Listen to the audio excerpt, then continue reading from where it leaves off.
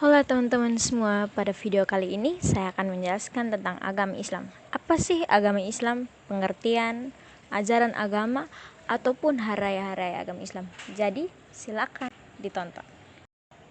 Islam sendiri berakar dari kata aslama, yuslimu, islaaman yang berarti tunduk, patuh, dan selamat. Islam sendiri berarti kepasrahan atau tundukan secara total kepada Allah. Orang beragama Islam berarti pasrah dan tunduk kepada ajaran-ajaran Islam. Seorang Muslim berarti juga mampu menyelamatkan diri sendiri, juga menyelamatkan orang lain. Agama Islam mempunyai ajaran agama, yaitu yang pertama, akidah. Aspek akidah bisa disebutkan sebagai keimanan atau kepercayaan. Dalam keimanan, tak boleh bercampur dengan ragu atau prasangka. Untuk itu, akidah hanya bertempat dan diakui oleh hati. Iman menempati posisi utama dalam ajaran Islam, lantaran merupakan perkara yang mendasari kehidupan umat Islam. Yang kedua, ada ibadah. Ibadah menjadi inti ajaran Islam yang bersifat lahiriah dan merupakan perwujudan dari akidah hamba Allah Subhanahu wa Ta'ala. Keduanya saling melengkapi lantaran iman ada pada jiwa maupun roh seseorang, sementara ibadah dalam fisiknya. Yang ketiga, ada akhlak. Disebutkan bahwa aspek akhlak adalah bentuk merealisasikan akidah dan ibadah melalui amal kebaikan yang didasarkan karena Allah Subhanahu wa Ta'ala semata. Amal di sini menjadi cerminan atas budi pekerti serta etika seorang muslim atas ajaran Islam yang dipelajarinya. Setelah 3 ajaran Islam, mari kita masuk ke hari raya Islam. Yang pertama ada tahun baru Hijriah atau tahun baru Islam. Tahun baru ini merupakan hari yang sangat penting bagi umat Islam, sebab hari itu adalah momen peringatan ketika Rasulullah hijrah dari kota Mekah ke Madinah di tahun 622 Masehi. Selain itu, momen ini juga diperingati pada tanggal 1 Muharram kalender Hijriah.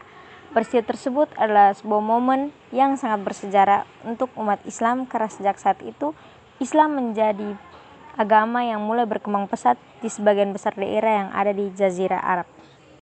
Hari raya yang kedua adalah Hari Raya Maulid Nabi Muhammad SAW, yang mana merupakan peringatan untuk hari kelahiran Nabi Muhammad yang diperingati pada tanggal 12 Rabiul Awal dalam penanggalan Hijriah. Kata maulid ataupun milad dalam bahasa Arab artinya hari lahir, di mana perayaan Maulid Nabi ini dianggap sebagai momen untuk mengingat, memuliakan, dan juga menghayati kelahiran Rasulullah. 3. Ada Hari Asyura. Pada tanggal 10 Muharram disebut juga sebagai Asyura yang disunahkan untuk berpuasa sunnah, dan kemudian ditambah juga puasa pada tanggal 9 Muharram yang disebut Tasyu'ah. Yang keempat ada Nuzulul Quran. Nuzulul Quran merupakan hari turunnya Al-Quran kepada Nabi Muhammad SAW melalui perantaraan malaikat Jibril secara berangsur-angsur, yakni berupa firman-firman Allah Subhanahu wa Ta'ala yang kemudian dihimpun menjadi kitab suci Al-Quran. Isra Miraj adalah peristiwa perjalanan Nabi Muhammad untuk menerima tugas dan kewajiban sholat 5 waktu yang sebelumnya adalah 50 waktu. Peristiwa ini hanya terjadi dalam semalam, di mana dengan adanya berbagai kebijakan umat Islam hanya wajib melaksanakan sholat waktu dalam sehari semalam.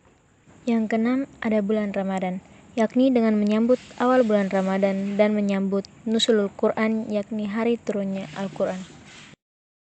Yang ketujuh ada Hari Raya Idul Fitri. Hari Raya Idul Fitri merupakan suatu hari kemenangan bagi umat Islam karena telah melakukan puasa 1 bulan penuh di bulan Ramadan. Karena saat melakukan puasa, kita dilatih untuk menjaga lisan, menjaga hati, menjaga perbuatan, menahan makan dan minum, dan segala sesuatu dari mulai terbit fajar hingga terbenamnya matahari. Yang terakhir ada Hari Raya Idul Adha. Hari Raya Idul Adha merupakan hari raya kurban atau biasa disebut juga dengan Hari Raya Haji atau Lebaran Haji. Pada tanggal inilah seluruh umat Islam melakukan ibadah haji di Tanah Suci Mekah, dan seluruh umat Islam lainnya melaksanakan sholat Idul Adha. Setelah melakukan sholat Idul Adha, kemudian dilanjutkan dengan pemotongan hewan kurban.